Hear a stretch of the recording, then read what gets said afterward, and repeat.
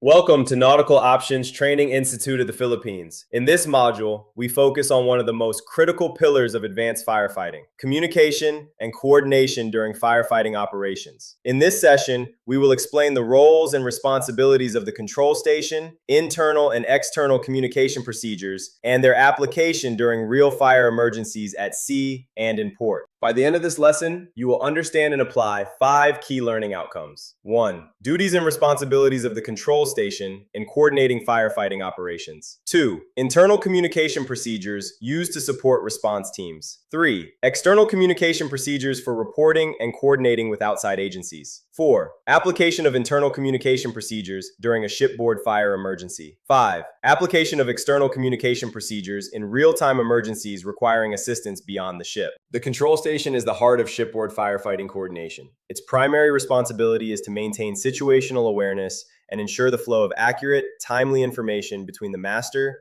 fire parties, and all support units throughout the ship. Key responsibilities of the control station include receiving and verifying fire alarms, identifying the affected compartment through the fire detection system, initiating internal communication to alert the master, chief officer, and fire party leaders, activating emergency notifications such as general alarms, fire alarms, and public address announcements, maintaining an updated fire control status board, including personnel location, equipment deployment, boundary cooling operations, and ventilation status, coordinating technical controls, including shutting down fuel systems, stopping fans, and closing fire dampers, relaying accurate real-time updates to ensure tactical decisions are based on verified information. Internal communication is the backbone of coordinated firefighting. Shipboard emergency response requires clear, concise, and standardized communication using radios, sound-powered phones, alarms, and PA announcements. A standard internal communication procedure includes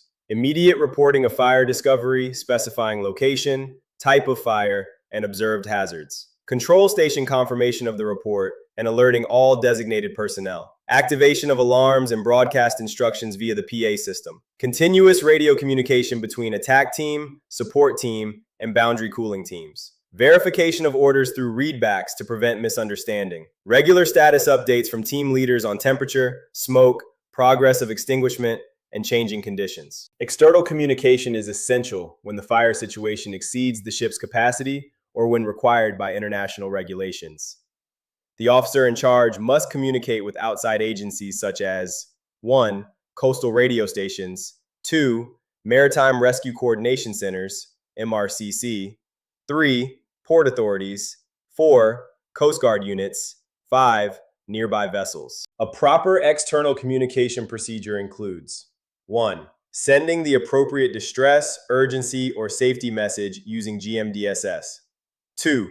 Reporting vessel position, situation, fire type, and affected compartments. 3.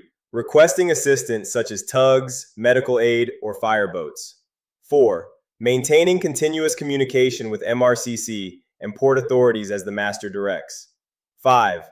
Documenting all outgoing and incoming communications in the radio log. In an actual engine room fire, internal communication must be structured and constant. The control station confirms reports, monitors ventilation status, and issues tactical instructions. Team leaders maintain continuous radio updates on fire intensity, visibility, heat conditions, and personnel status. Fuel shutoff valves, remote stops, and fire dampers are coordinated through the control station following verified orders. When a fire occurs near port limits, the master must initiate external communication without delay.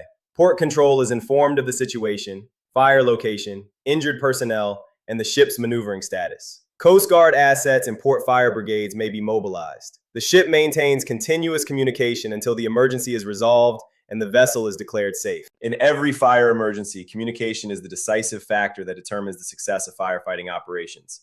The control station ensures command and coordination. Internal communication keeps fire teams synchronized and safe. External communication links the ship with vital support agencies. Mastering these procedures is essential for every officer and crew member who may someday face a shipboard fire. At Nautical Options Training Institute of the Philippines, we train you to respond with confidence, clarity, and competence.